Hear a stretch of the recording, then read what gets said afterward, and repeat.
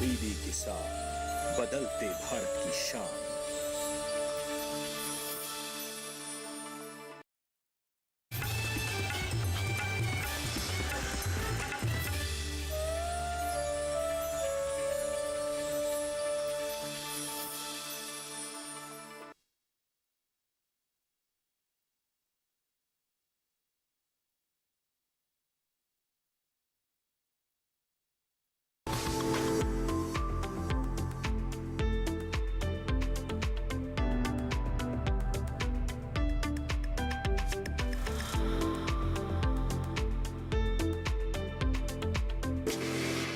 नमस्कार, चौपाल चर्चा कार्यक्रम में आपका स्वागत है।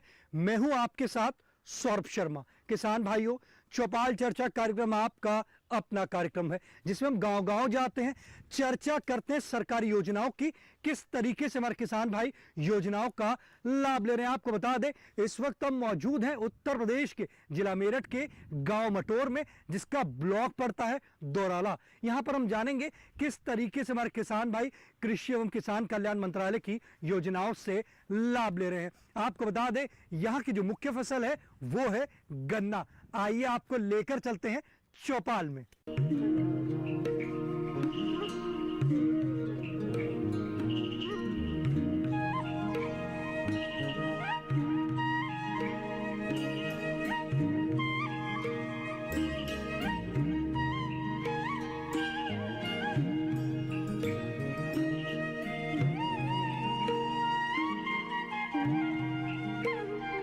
हमारे साथ मौजूद हैं डॉक्टर के सिंह जी, कुलपति सरदार वल्लभ भाई पटेल कृषि एवं प्रौद्योगिकी विश्वविद्यालय मेरठ। सर, ये बताइए कि यूनिवर्सिटी किस तरीके से काम कर रही है? इस विश्वविद्यालय का मुख्यालय जो मेरठ में स्थित है, यहाँ पर हमारे 6 कॉलेज हैं जो अलग अलग विषयों में शिक्षण कार्य करते हैं, अध्यापन के कार्य में शामिल हैं और हमारे अलग अलग विषयों पर हम बैचलर्स, मास्टर्स और पीएचडी की डिग्री देते हैं विद्यार्थियों को। और इसके अलावा शोध कार्य किया जाता है अलग अलग संबंधित विषयों में, सभी कॉलेज शोध कार्य करते हैं। इसके अलावा हमारे 4 मंडलों में जो मेरठ, सहारनपुर, मुरादाबाद और बरेली है, इसमें 20 जिले इसके अंतर्गत आते हैं और 18 जिले और 20 कृषि विज्ञान केंद्र स्थित हैं। और वो 20 कृषि विज्ञान केंद्र किसानों तक ज्ञान और नई नई तकनीकों के बारे में किसानों को जानकारी देते हैं और उनको नई तकनीकों के बारे में अवगत करवाते हैं। और उसके अलावा वो किसानों का प्रशिक्षण कार्य करते हैं।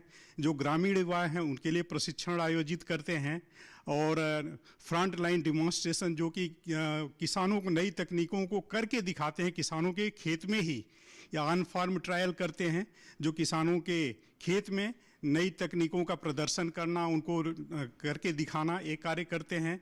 इसके अलावा टेक्नोलॉजी पार्क, हर कृषि विज्ञान केंद्र में अपना टेक्नोलॉजी पार्क है जो नई तकनीकों का प्रदर्शन करते हैं और किसान बहुत रुचि के साथ वहाँ करके देखते हैं। तो इस तरह से अपने नई नई तकनीकों, नए ज्ञान की जानकारी किसानों तक पहुँचाते हैं। आप किस तरीके से किसानों को जागरूक कर रहे हैं प्राकृतिक खेती के लिए?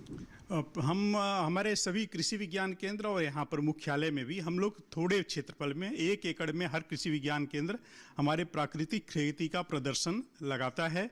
और वहीं पर जीवामृत, घन जीवामृत और बीजामृत और रसायन, जो कि निर्मास्त्र और अग्नेयास्त्र, ये सब हैं। इसको कैसे बनाया जाता है, कैसे उसका प्रयोग किया जाता है, कितना डालना चाहिए, सबका प्रयोग करना चाहिए। और हमारे हर कृषि विज्ञान केंद्र प्राकृतिक खेती, जैविक खेती और पारंपरिक खेती, जो केमिकल और फर्टिलाइज़र का प्रयोग करते हैं, जहाँ पर इस सब का एक साथ प्रदर्शन लगाए हैं और दिखाते हैं कि कैसे हमारी प्राकृतिक खेती और सबसे कम नहीं उसमें हमारा उत्पादन होगा, फसल भी वैसी ही होती है जैसे बाकी हमारे केमिकल फर्टिलाइज़र जो हम पारंपरिक खेती या जैविक खेती में है। इसका प्रयोग अच्छी तरह से करना चाहिए, उचित मात्रा में करना चाहिए, और जिससे कि उनको जिसका ज़्यादा से ज़्यादा लाभ ले सकें, कम लागत लगेगी और हमारी मिट्टी भी सुरक्षित होगी, जलवायु सुरक्षित रहेगा और हमारे जो प्राकृतिक संसाधन भी सुरक्षित रहेंगे। तो हमारे किसान भाइयों से यही है कि इसको ज़्यादा से ज़्यादा प्रयोग करें, इसका प्राकृतिक खेती का, जिससे इसका लाभ ले सकें। किसान भाइयों को आप कोई संदेश देना चाहते हैं? किसान भाइयों को ये कहेंगे कि जो हमारा फसल अवशेष है उसको जलाएं नहीं, ये बहुत महत्वपूर्ण है, वातावरण को प्रदूषित करता है और ये इससे बहुत बड़ी समस्या पूरे देश में बनी हुई है।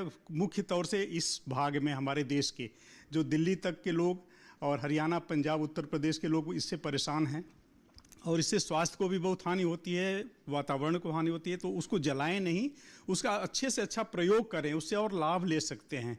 इसके अलावा हम लोग बात कर रहे थे प्राकृतिक खेती का, इसको भी अपनाएं और उसका लाभ ले सकें। प्राकृतिक खेती का अपने भंडारण उचित करें, अपने जो अनाज पैदा कर रहे हैं उसका उचित भंडारण करें और इसके साथ साथ छोटे मोटे प्रसंस्करण और वैल्यू एडिशन अपने जो भी पैदावार कर रहे हैं, चाहे अनाज कर रहे हैं तो उसको सफाई करें, उसको सुखा लें और अच्छी तरह से उसको साफ़ करके पैक करके और मार्केट में बेचेंगे, अच्छी कीमत होगी। तो थोड़ा बहुत प्रसंस्करण, वैल्यू एडिशन भी करें। फल सब्जियां जो उगा रहे हैं उसको भी प्रसंस्करण करके और उसको बेच सकते हैं अच्छी कीमत पर, लोकल मार्केट में, स्थानीय बाज़ारों में बेच सकते हैं। तो उससे उनको ज़्यादा लाभ मिलेगा। यही सब हमारे उनको संदेश है और अपने फसलों का अच्छे से अच्छा लाभ लें। आजकल आपके युवा जो लोग सभी मोबाइल फ़ोन रखे हैं, स्मार्टफोन रखे हैं, बहुत सारे मार्केटिंग प्लेटफार्म है, उसको प्रयोग में ला करके अच्छी कीमत पर अपने उत्पादों को बेचें। जल्दबाजी में न बेच दें कम कीमत पर, जिससे कि उनका लाभ अगर अच्छी कीमत पर बेचेंगे अधिक से अधिक ले सकेंगे। देखिए कितनी अच्छी जानकारी दी हमारे कुलपति जी ने। आपको बताया किस तरीके से आप जो योजनाएं चल रही हैं, ये कृषि विश्वविद्यालय काम कर रहा है, आप उससे किस तरीके से लाभान्वित हो सकते हैं।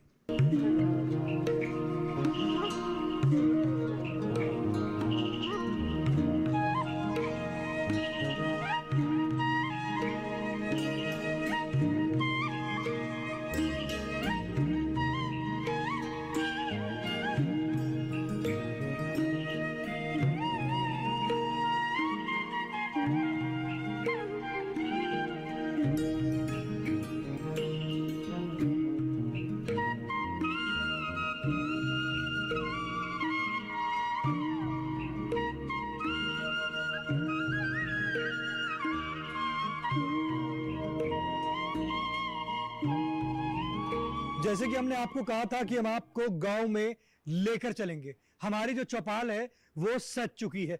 जोरदार तालियों के साथ कार्यक्रम की शुरुआत करते हैं। इस वक्त हम मौजूद हैं गांव मटोर में। आज हम बात करेंगे प्राकृतिक खेती के बारे में। हमारे बीच में कृषि वैज्ञानिक मौजूद हैं, आइए जानते हैं। जी आप बताएं, प्राकृतिक खेती क्या है? प्राकृतिक खेती विशेष रूप से बहुत ही लाभदायक खेती है। इसमें पूरा जो सिस्टम है वो प्राकृतिक पे डिपेंड करता है। हमारे किसान भाइयों को बाहर से कुछ नहीं देना पड़ता, जो भी प्रकृति ने हमको दिया है वो ही रिसाइकिल होता है। यदि किसान भाई इस तरह से जो खेती करते हैं तो उनको काफ़ी लाभ होता है। प्राकृतिक खेती जैविक खेती से अलग होती है। प्राकृतिक खेती में किसानों को कोई भी इनपुट नहीं डालना है। जो भी इको फ्रेंडली हमारे वातावरण में पहले से ही चीज़ें मौजूद हैं वो सब प्राकृतिक खेती के लिए अच्छी होती हैं। और इसमें जो हमारे मित्र कीट हैं, यदि हमारे कुछ हानिकारक कीट हैं, वो सभी वातावरण में मौजूद हैं। वो इस तरह से फसल चक्र को चलाते हैं जिससे उत्पादन अच्छा प्राप्त होता है, जो हमारे स्वास्थ्य के लिए बहुत ही लाभकारी है। इसलिए मेरी सभी किसान भाइयों से अपील है कि वो प्राकृतिक खेती की तरफ अवश्य ध्यान दें और इसको अपनाएं, तो निश्चित रूप से ये खेती उनके लिए लाभदायक साबित होगी। देखिए कितनी अच्छी जानकारी दी, आपको बताया प्राकृतिक खेती के बारे में। हमारे बीच में किसान भाई मौजूद हैं, आइए जानते हैं। जी आप बताएं, प्राकृतिक खेती और रासायनिक खेती में अंतर क्या है? प्राकृतिक खेती में कोई चीज, किसी भी किस्म का कोई भी खाद, गोबर की खाद के अलावा या कंपोस्ट खाद के अलावा कुछ नहीं डालना पड़ता। किसी किस्म का कोई कीट पतंगा या किसी बीमारी की कोई पेस्टिसाइड, कोई दवाई नहीं डालनी होती है। और उसका उत्पादन बढ़ाने के लिए भी कोई चीज एक्स्ट्रा नहीं डालनी पड़ती, प्रकृति पर ही निर्भर होती है। अगर सिर्फ इतना है, पानी वगैरह की व्यवस्था का ध्यान करना होता है, क्योंकि फसल को अगर पानी की आवश्यकता है, बारिश नहीं हुई तो थोड़ी समस्या हो सकती है। प्राकृतिक खेती जो है लाभकारी है, बहुत लाभकारी है, स्वास्थ्य के हिसाब से बहुत अच्छा है और वैसा भी आर्थिक दृष्टि से भी बहुत अच्छी है। मगर इसका पूर्णतः विस्तार और बिक्री केंद्र बनने चाहिए, तभी लाभ इसका होगा। हमारे बीच में कवि मौजूद हैं, आइए जानते हैं। जी आप बताएं, क्या कविता सुनाएंगे आप? ये हम सभी किसानों के लिए संदेश भी है और हमें सोचना भी है। बहुत कर लिया दोहन माटी का, अब सौगंध उठाएंगे, जल जमीन पर्यावरण सभी कुछ मिलकर हम बचाएंगे। रासायनिक कृषि का त्याग कर प्राकृतिक कृषि अपनाएंगे, धरती को खुशहाल बनाएंगे। बहुत कर लिया दोहन माटी का, अब सौगंध उठाएंगे। जल का ना दुरुपयोग हो, बूंद बूंद बचाएंगे। शिक्षा हो संस्कारित सबकी, ऊंच नीच का भेद ना हो, ऐसी अलख जगाएंगे। घर घर संदेश पहुंचाएंगे, आदर्श गांव बनाएंगे, गांव को स्वर्ग बनाएंगे। बहुत कर लिया दोहन माटी का, अब सौगंध उठाएंगे। जब तक ये धरती सुरक्षित नहीं होगी, इसमें से पैदा होने वाला उत्पाद सुरक्षित नहीं होगा। आज गांव में जो है, गांव के हम लोगों की जिम्मेदारी है, शहर में जो हमारे भाई बंधु रह रहे हैं उन लोगों को ऐसा खाने पीने को मिले जिससे उन्हें उनका नई उन्हें नित्य बीमारी हो रही है। तो ये हम लोगों की जिम्मेदारी है, किसानों की जिम्मेदारी है कि किस तरह से मेरी जमीन सुरक्षित रहे, किस तरह से मेरा स्वास्थ्य अच्छा रहे और किस तरह से मेरे शहर में रहने वाले जो भाई हैं वो सुरक्षित रहें। हाँ, रही बात पैसे की, शहर में जो भाई रह रहे हैं अगर हम उन्हें बिना रसायन का पैदा करके देंगे तो हमें खूब पैसा उनसे लेना चाहिए। और 4 लाइन मुझे याद आ रही हैं, गांव का पैसा रुके गांव में, बाहर का पैसा आए गांव में, युवा को काम मिले गांव में। जब ऐसा गांव हमारा बनेगा तो स्वाभाविक रूप से शांति होगी। आज मेरा तो यही निवेदन कि प्राकृतिक कृषि के माध्यम से हम लोगों को अपनी धरती, अपने पेड़ पौधे, अपने कीट, क्योंकि धरती पे सिर्फ मुझे ही नहीं रहना, ये सबकी धरती है, ये सिर्फ मेरी धरती नहीं है, इस सूक्ष्म जीवों की भी धरती है, कैंचुओं की भी धरती है, गाय की भी धरती है, नीलगाय की भी धरती है। तो भैया सभी को मिलकर रहना है, सभी को बचाना है, जहर का कम से कम इस्तेमाल करना है। देखिए कितनी अच्छी बात कही कि आप प्राकृतिक खेती अपनाएं। प्राकृतिक खेती आपके लिए लाभकारी है, आपके स्वास्थ्य की दृष्टि से देखे जाए तो आपको प्राकृतिक खेती से लाभ मिलेगा। हमारे बीच में युवा किसान मौजूद हैं, आइए जानते हैं। जी आप बताएं, क्या सवाल करना चाहते हैं? तो मैं एक युवा किसान हूँ और अभी हम रासायनिक खेती करते हैं, पर मुझे प्राकृतिक खेती की शुरुआत करनी है, तो वो हम कैसे कर सकते हैं? देखिए हमारे युवा किसान का सवाल है कि उन्हें रासायनिक की जगह प्राकृतिक खेती करनी है, कैसे करें। चौपाल चर्चा कार्यक्रम में वक्त हो चुका है छोटे से ब्रेक का। ब्रेक के बाद जानेंगे किसान भाई का सवाल।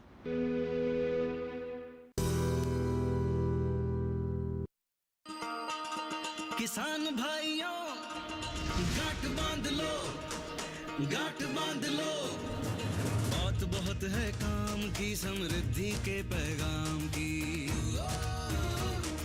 मिट्टी के मिजाज को समझो, मिट्टी के हर राज को समझो, मिट्टी की तुम जांच कराओ, मुफ्त सॉइल हेल्थ कार्ड ले जाओ।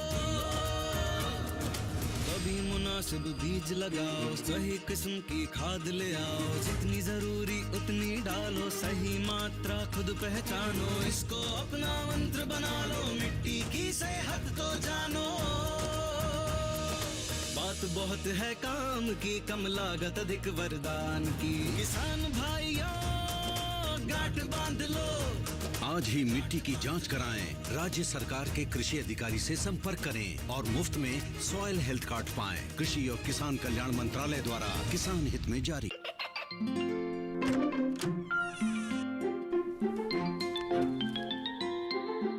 ये क्या हो रहा है? काशवी, इतने कम मार्क्स? काशू बेटा पढ़ा करो, पढ़ोगी नहीं तो आगे कैसे बढ़ोगी? मम्मा मैं भी तो आपसे यही कहना चाहती हूँ, पढ़ा करो। आप पढ़ोगे नहीं तो आगे कैसे बढ़ोगे? मतलब? वो देखो, सिर्फ बैक पर छपा ऑर्गेनिक नहीं, ऑर्गेनिक का निशान पहचानिए। पीजीएस ऑर्गेनिक का ये लोग उन किसानों की पहचान है जो आज भी परंपरागत विधि से रसायन मुक्त खेती कर आपके लिए शुद्ध फसल उपजा रहे हैं। अब समझे मम्मा, अगर मैं प्योर ऑर्गेनिक फूड नहीं खाऊंगी तो अच्छे मार्क्स कहाँ से लाऊंगी? अच्छा बच्चों, जैविक खेती की इस मुहिम को आगे बढ़ाइए, शुद्ध ऑर्गेनिक अपनाइए।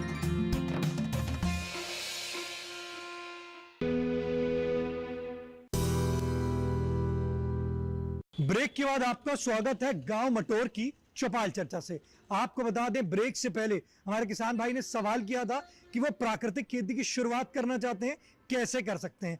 सर आप बताइए कि हमारे किसान भाई कह रहे हैं कि शुरुआत करना चाहते हैं, फिलहाल रासायनिक खेती कर रहे हैं, प्राकृतिक को अपनाएं, कैसे अपना सकते हैं? ये बहुत ही अच्छी सोच है। यदि उन्होंने रासायनिक खेती को छोड़ के प्राकृतिक खेती अपनाते हैं तो निश्चित रूप से आर्थिक रूप से ये कृषि लाभकारी होगी, स्वास्थ्य की दृष्टि से भी लाभकारी होगी।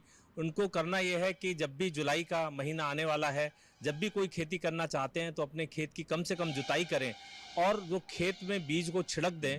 इसके अलावा उसमें कोई भी रासायनिक खादें ना डालें, साथ ही साथ ना गोबर की खाद डालें, अन्य कोई खाद डालने की आवश्यकता नहीं है, क्योंकि हमारी प्रकृति ने इस तरह की भूमि तैयार की है कि उसमें सब कुछ मौजूद है।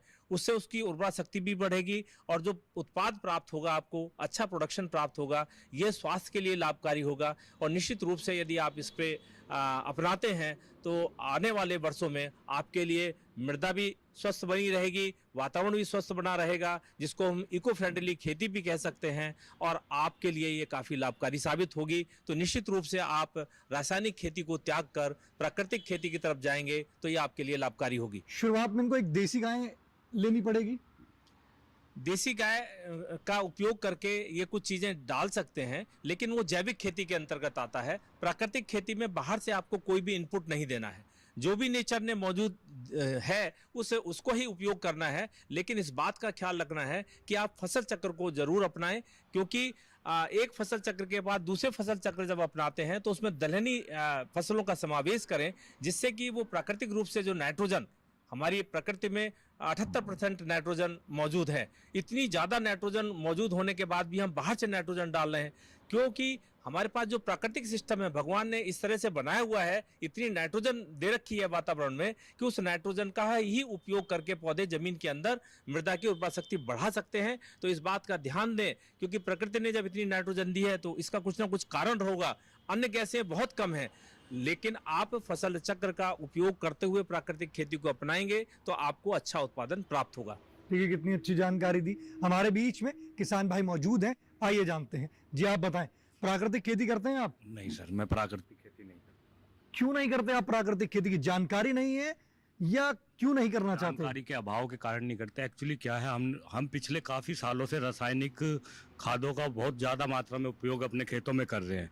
सबसे बड़ी समस्या तो हमारे सामने ये उत्पन्न होने जा रही है कि हमारा खेत प्राकृतिक खेती के लिए जो हमने रासायनिक उर्वरक या पेस्टिसाइड यूज़ किए हैं, कि हमारी जो खेतों की मिट्टी है वो कितने साल में प्राकृतिक खेती के लिए तैयार हो जाएगी। ये आप सवाल पूछना चाहते हैं? हाँ, ये सबसे बड़ा सवाल है कि कब आएगी। और कहीं ना कहीं एक डर और एक भय ये रहता है, उत्पादन में कमी तो नहीं आएगी? उत्पादन में कमी आएगी अगर हम जो काफी पिछले सालों से उर्वरक का, रासायनिक खादों का और इनका प्रयोग कर रहे हैं, तो हमारी जो मिट्टी है वो कितनी क्षमता आज के डेट में रखती है। देखिए हमारे किसान भाई का सवाल है कि वो प्राकृतिक खेती अगर करें तो कितने समय के बाद उनका खेत प्राकृतिक के लिए तैयार हो जाएगा? किसान भाई जो रासायनिक खेती कर रहे हैं उनको बंद करने के उपरांत करीब 5 साल तक उसमें प्राकृतिक खेती को अपनाना होगा। 5 साल, लगभग 3 साल तो लग जाते हैं उसको कन्वर्ट होने में। यदि 5 साल तक वो उसको प्राकृतिक खेती को करेंगे तो निश्चित रूप से जो भी उत्पाद प्राप्त होंगे वो प्राकृतिक रूप से रिच होंगे। साथ साथ इसमें सूक्ष्म जीवों की संख्या बढ़ जाएगी। जो रासायनिक खादें उन्होंने डाली है, भूमि की उर्वरा शक्ति जो कम हो गई है, जब नेचुरल तरीके से आप करेंगे तो भूमि की उर्वरा शक्ति भी बढ़ेगी, उसमें सूक्ष्म जीवों की संख्या भी बढ़ेगी, और जो आपकी प्राकृतिक रूप से नाइट्रोजन है उसका भी फिक्सेशन हो जाएगा। तो आप 7 साल तक इंतजार करने के बाद जो भी उत्पाद लेंगे वो प्राकृतिक रूप से बहुत ही धनी उत्पाद आपको प्राप्त होंगे। साथ ही साथ वो ये भी कह रहे हैं कि ये पता चले कि भूमि में कितनी उपजाऊ क्षमता है, तो उसके लिए मिट्टी की जांच करानी होगी। जी निश्चित रूप से आप मृदा की जांच करा लें, लेकिन मृदा में जांच कराने के उपरांत जो डिफिशियंसी दिखाई देती है, प्रकृति ऑटोमेटिकली उसको संतुलित कर देगी। यदि आप रासायनिक खादों को डालना बंद कर देते हैं, लेकिन सूक्ष्म जो जीव हैं जो मृदा के अंदर मौजूद होते हैं उनमें इतनी ताकत होती है कि वो सबको बैलेंस कर देंगे। क्योंकि जब रासायनिक खाद डालते हैं तो कोई ना कोई उसका साइड इफेक्ट आता है, इससे कोई ना कोई तत्व जो है कम हो जाता है। लेकिन जब वो पूरी तरह से आप प्रकृति पर रहेंगे, मौजूद रहेंगे, उसके अंदर केंचुए हैं जमीन के अंदर, जिसको कि पहले से ही प्राकृतिक का हरवाहा कहा जाता था, कि वो नेचुरल जमीन को पूरी तरह से उसको मुलायम कर देता है। उसके अंदर कुछ ऐसे पदार्थ छोड़ता है जो कि भूमि की उर्वरा शक्ति को बढ़ा देते हैं। आपने देखा होगा ज्यादातर जो रासायनिक खादें डालते हैं उसमें केंचुओं की संख्या बहुत कम हो जाती है। जो जीव हैं जो कि बहुत ही मृदा के लिए आवश्यक होते हैं, कई ऐसे हर्बिसाइड और पेस्टिसाइड्स आप लोग डालते हैं जो कीड़े मकोड़े हैं जो कि नेचुरल तरीके से आपको बहुत ज़्यादा फायदा पहुंचा सकते हैं, वो सब धीरे धीरे समाप्त होते जा रहे हैं। इसलिए आप प्राकृतिक पर डिपेंड रहेंगे तो उसमें इस तरह का चक्र बना हुआ है कि जो लाभदायक कीट हैं वो भी मौजूद होंगे, जो हानिकारक हैं वो भी मौजूद होंगे। वो एक दूसरे को भक्षण करके उसको संतुलन उसका बनाए रखेंगे और आपका उत्पाद अच्छा पैदा कर सकेंगे। देखिए कितनी अच्छी जानकारी दी हमारे विशेषज्ञ ने आपको बताया। हमारे बीच में किसान भाई मौजूद हैं, आइए जानते हैं। जी आप बताएं, प्राकृतिक खेती करते हैं आप? हाँ, मैं प्राकृतिक खेती करता हूँ। मैं गन्ना गेहूं की नहीं करता, बल्कि हॉर्टिकल्चर में पपीते की खेती मैंने की थी, और उसमें जो है वो नेचुरल तरीके से भी की, और कंपेयर करने के लिए जो ऑर्गेनिक हम ये खेती करते हैं वो भी की, और जो रासायनिक है वो भी की। तो उसमें अंतर मुझे ये दिखाई दिया सबसे पहला कि जो प्राकृतिक खेती की उसका स्वाद बहुत अच्छा था। दूसरा, उसके अंदर जो शुगर थी, शुगर की मात्रा जो बीज के अंदर बताती है कंपनी, उससे भी अधिक निकली।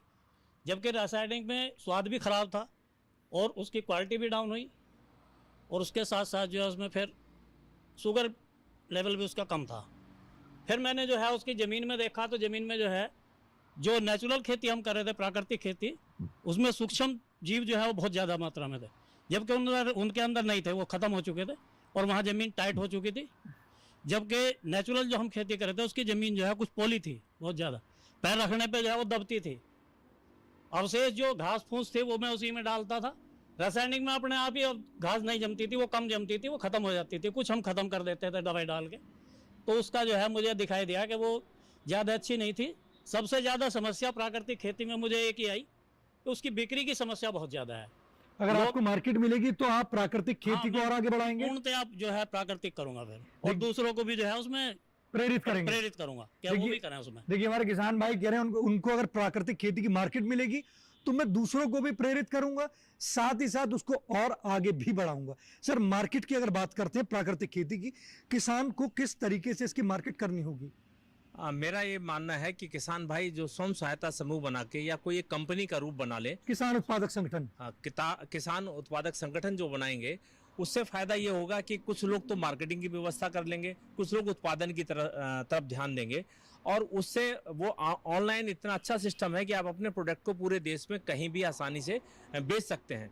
तो वो संगठन होगा तो एक तरह से आप काम करेंगे, ज़्यादा से ज़्यादा उत्पादन आपके पास होगा और उसकी बिक्री भी आसानी से हो सकेगी। जगह जगह जाके आप अपने आउटलेट खोलें, अपनी पैकेजिंग करें, तो उससे फायदा होगा कि आपके बीच में कोई बिचौलिया नहीं होगा और आप अपने उत्पाद को सीधा मार्केट में बेच सकते हैं। किसान उत्पादक संगठन के लिए क्या ये आपसे संपर्क कर सकते हैं? हाँ, इसके लिए हमसे संपर्क कर सकते हैं, जिला कृषि अधिकारी से संपर्क कर सकते हैं। हमारे सरदार वल्लभ भाई पटेल कृषि एवं प्रौद्योगिकी विश्वविद्यालय के जो कृषि विज्ञान केंद्र हैं, विभिन्न जिलों में जो कृषि विज्ञान केंद्र हैं, उनसे जाके संपर्क स्थापित करके अपना संगठन तैयार कर सकते हैं और वैज्ञानिक उनकी भरसक प्रयास करेंगे, हर संभव सहायता करेंगे, जिससे कि उनका उत्पादन अच्छी जगह बिक सके, उनको अच्छी कीमत मिल सके।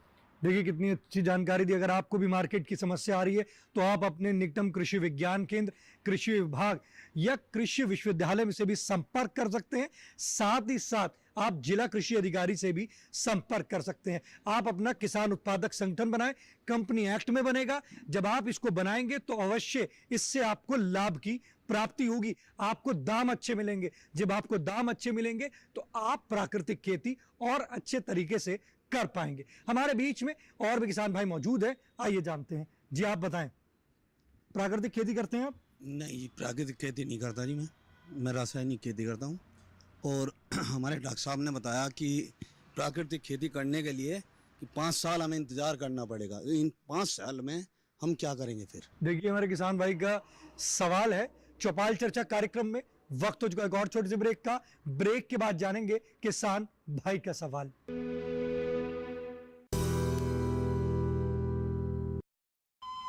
अरे सुन तो। मुझे क्या सुनाना चाहते हो? जो सुनाओ मेरी सौतन को। किसको? अरे वही तुम्हारा मोबाइल फोन जिससे सुबह शाम दिन रात चिपके रहते थे और कहते थे किसान कॉल सेंटर से बातें हो रही हैं। अच्छा ये बात है। हाँ, क्यों? क्या हुआ? अब बात नहीं होती क्या? अब तो झट से बात हो जाती है। ऐसा क्या? हाँ, अब तो ज्यादा लाइनें और खास तकनीक के कारण खेती के माहिरों से तुरंत बात हो जाती है। और अगर कभी लाइन व्यस्त हो तो अपनी समस्या फोन पर रिकॉर्ड करा दो, वहाँ से फोन आ जाता है और समस्या की हल का मैसेज भी आ जाता है। ये देखो आ गया। अरे वाह, इसका मतलब इंतजार की घड़ी अब खत्म। हाँ। तभी मैं सोचूं कि आजकल मुझ पर इतना प्यार क्यों आ रहा है। कृषि संबंधी समस्याओं का अपनी भाषा में तुरंत हल पाने के लिए पूरे भारत में किसी भी फोन से हेल्पलाइन नंबर पर संपर्क करें। किसानों का दोस्त किसान कॉल सेंटर।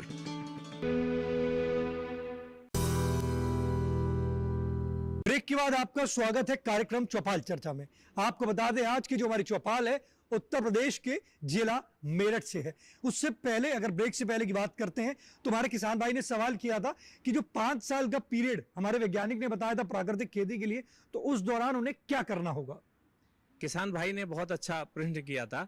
जो हमको जो प्राकृतिक खेती करनी है इसमें 5 साल तक की जो बात है, इसमें कोई भी रसायन नहीं डालना है। जो भी वो खेती कर रहा है, चाहे वो गेहूं की करे, धान करे, गन्ना करे या सब्जी उत्पादन कर रहा हो या फल फूल ले रहे हैं, उसको लेते रहें, लेकिन उसमें कोई भी रासायनिक खाद बाहर से ऐड ना करें, पहली बात। दूसरी बात, उसके अंदर यदि गोबर की सड़ी हुई खाद है तो उसकी भरपूर मात्रा आप डालते रहें खेत के अंदर। 1-2 साल के बाद वो खेत आपका जो भी रासायनिक जहरीलापन था खेत के अंदर, वो धीरे धीरे समाप्त हो जाएगा और जो नेचुरल चीजें हैं वो इतनी एक्टिव हो जाएंगी, प्राकृतिक जीवाणु इतने एक्टिव हो जाएंगे कि 5 साल तक जाते जाते आपको प्राकृतिक जो उत्पाद होगा वो पूर्णतः प्राकृतिक उत्पाद होगा। उसमें कोई भी रासायनिक खाद के जो अवशेष हैं वो प्राप्त नहीं होंगे। आप अपने पसंदीदार कार्यक्रम चौपाल चर्चा को अब आप डीडी किसान के YouTube चैनल पर भी देख सकते हैं। टीवी पे दिए गए QR कोड को स्कैन करें। आज के गांव मटोर की चौपाल चर्चा से बस इतना ही। फिर होगी आपसे मुलाकात एक नए गांव, एक नए विषय के साथ। तब तक हमारी पूरी टीम को दीजिए इजाजत। आप देखते रहिए दूरदर्शन किसान। नमस्कार।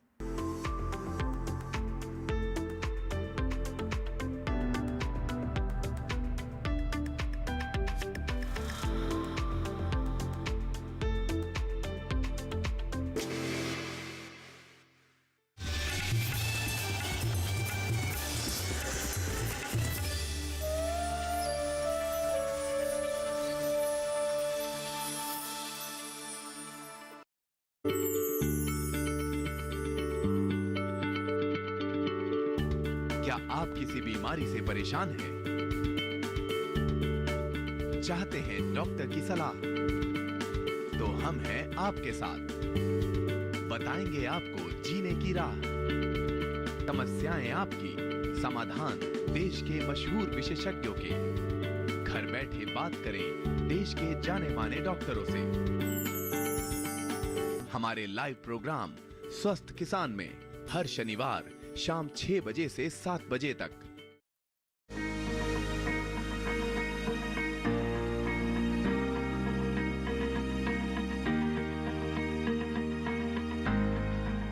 घर के बगिया में छिपा है सेहत का खजाना। टेरेस गार्डनिंग से बनेगा घर ब्यूटीफुल और हेल्दी। क्यों ना गार्डन में उगाएं अपने फल फूल और सब्जियां, जिससे सेहत भी बने और छत की बगिया भी खिली खिली रहे। देखिए छत पर बागवानी, शनिवार सुबह 9 बजे सिर्फ दूरदर्शन किसान पर।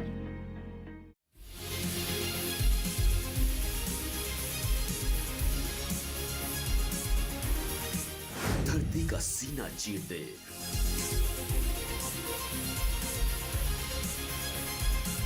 दूध की नदियां बहा दे, अन्न उगा दे, बिना थके बिना रुके।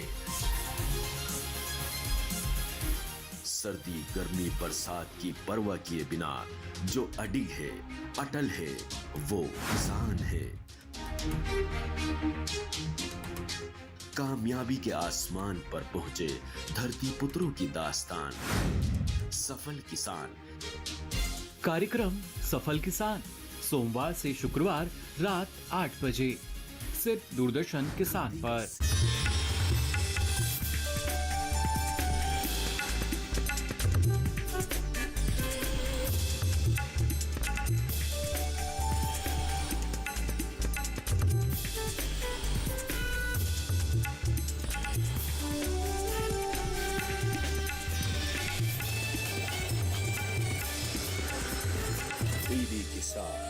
बदलते भारत की शान।